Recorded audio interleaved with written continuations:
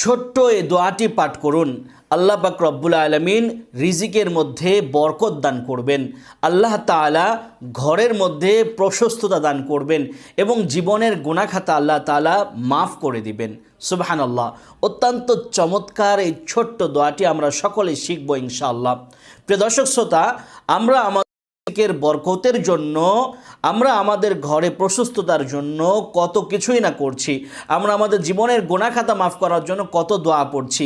আমরা যদি এই ছোট্ট চমৎকার দোয়াটি পাঠ করি যে কোনো সময়, এটাই এতটাই সহজ যে আপনি যে কোনো সময় পাঠ করতে পারছেন।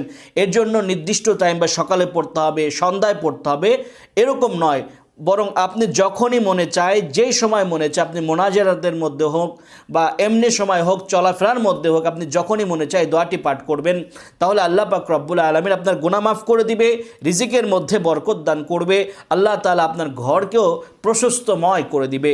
এই দোয়াটি আবু হুরায়রা রাদিয়াল্লাহু তাআলা আনহু থেকে বর্ণিত, তিরমিজি এবং মুসনাদ আহমদের মধ্যে এসেছে। রাসূল করিম সাল্লাল্লাহু আলাইহি ওয়াসাল্লাম এক রাতে দোয়া করছিলেন, এক রাতে আল্লাহ তাআলার কাছে মোনাজাত করছিলেন, যা যা কিছু চাওয়ার দরকার আল্লাহ তাআলার কাছে সেগুলো চাচ্ছিলেন। তো মোনাজাত যখন আল্লাহ রাসূল সাল্লাল্লাহু আলাইহি ওয়াসাল্লাম করেছিলেন, ওই মোনাজাতের শব্দগুলো একজন সাহাবী শুনে ফেলেছিল, তার কানে চলে গিয়েছিল। ওই সাহাবী পরের দিন আল্লাহ রাসূল সাল্লাল্লাহু আলাইহি ওয়াসাল্লামের কাছে গিয়ে বলছে, ইয়া রাসূলুল্লাহ, ইয়া হাবিবাল্লাহ, আপনি আল্লাহ তাআলার কাছে গত রাতে যা চেয়েছেন এর মধ্যে থেকে আমার কিছু বিষয় মনে আছে। আল্লাহ রাসূল সাল্লাল্লাহু আলাইহি ওয়াসাল্লাম বললেন, তোমার কি বিষয় মনে আছে আমাকে বলো।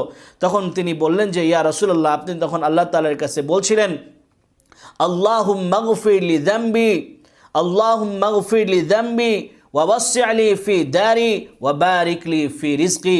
হে আল্লাহ রসুল, আপনি এই দোয়া আল্লাহ তাআলার কাছে করছিলেন, এতটুকুই আমার মনে আছে।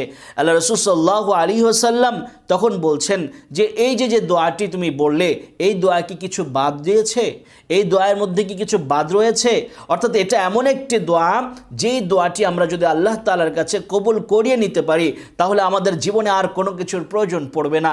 আমাদের জীবনে যা যা কিছুর প্রয়োজন এর মধ্যে আমরা পেয়ে যাচ্ছি। আমরা আল্লাহ তাআলার কাছে ক্ষমা পেয়ে যাচ্ছি, আমাদের রিজিকের টেনশন, অভাবনাটা আল্লাহ তাআলা দূর করে দিচ্ছেন।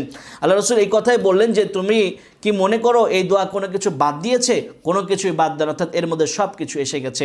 তাহলে দোয়াটি আমরা শিখি, আল্লাহুম্মা গফির লি যামবি, আল্লাহুম্মা গফির লি যামবি, হে আল্লাহ তুমি আমার গুনাহ ক্ষমা করে দাও, ওয়াওয়াসসি' লি ফি দারি, ওয়াওয়াসসি' লি ফি দারি, আল্লাহ তুমি আমার ঘরের মধ্যে বরকত, প্রশস্ততা দান করো, আমার ঘরকে প্রশস্তময় করে দাও, ওয়া বারিক লি ফি রিজকি, আল্লাহ তুমি আমার